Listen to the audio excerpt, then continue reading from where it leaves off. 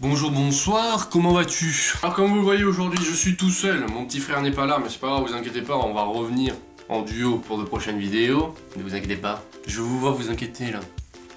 Alors aujourd'hui, ce qu'on va faire, je vais vous présenter comment bien commencer une collection manga. Vous êtes prêts? C'est parti. Conseil numéro 1, la base, acheter une petite bibliothèque. C'est mieux pour ranger les livres que de les foutre sur le lit, sur la commode, sur les meubles, sur le meuble télé, ce que vous voulez. Conseil numéro 2, acheter le maximum de mangas d'occasion.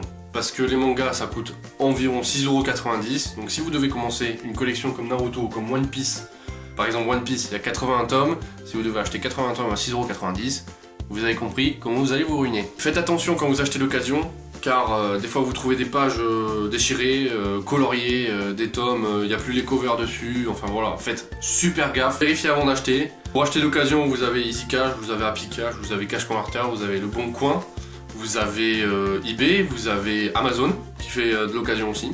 Conseil numéro 2, commencez par un manga qui vous attire, qui vous plaît. Par exemple moi, mon manga favori, celui avec lequel j'ai commencé d'ailleurs, c'est Dragon Ball Z. C'est à mon sens le meilleur manga du monde. Après vous, ça peut être Naruto, ça peut être One Piece, ça peut être Fairy Tail, ça peut être tout ce que vous voulez. Mais commencez par un manga qui vous plaît. Conseil numéro 3, les figurines. Il est fort probable qu'après avoir lu les tomes, vous ayez envie de figurines comme celle-ci par exemple. Elle est jolie, n'est-ce pas? Moi, ce que je peux vous conseiller si vous voulez acheter des figurines d'occasion, c'est de faire attention. Parce que des fois, elles sont cassées, il manque quelque chose, il manque un accessoire, il n'y a pas les boîtes. En sachant que ce qu'il faut savoir, c'est que si vous avez les boîtes avec les figurines, vous les revendez plus cher. Voilà. Moi, là où je les achète, parce que je trouve que c'est le meilleur site du monde, c'est ninoma.com. C'est un site qui fait de l'import-export Japon. Vous trouvez les figurines pas chères. Les frais de port sont entre 12 et 15€. Vous avez 3 semaines de délai, malheureusement, ça vient du Japon. C'est le mieux. Alors, vous avez d'autres délais, mais si vous voulez prendre les frais de douane, vaut mieux prendre celle de 3 semaines, comme ça au moins vous êtes tranquille. Pénard, ça passe. Conseil numéro 4. Ayez de la place.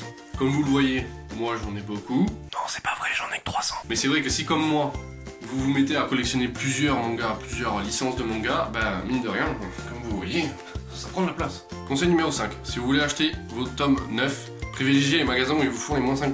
Par exemple, vous avez la Fnac, vous avez Hyper U, vous avez Auchan. Par contre, les magasins qui ne le font pas, c'est tout ce qui est Cultura, Culture Plus, voilà. Eux, ils font pas les moins 5%, allez savoir pourquoi, je ne sais pas. Par contre, si vous achetez sur internet, sachez qu'aucun site ne vous fera les moins 5% car ils n'ont pas le droit de vous vendre les tomes avec les moins 5% sur internet. Voilà.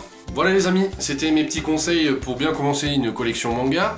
Si vous avez kiffé la vidéo, petit pouce bleu, mettez-moi en commentaire quel manga vous kiffez et quel manga vous allez commencer si vous n'avez pas de collection. Et puis je vous dis à très bientôt et n'oubliez pas de vous abonner. Ciao ciao.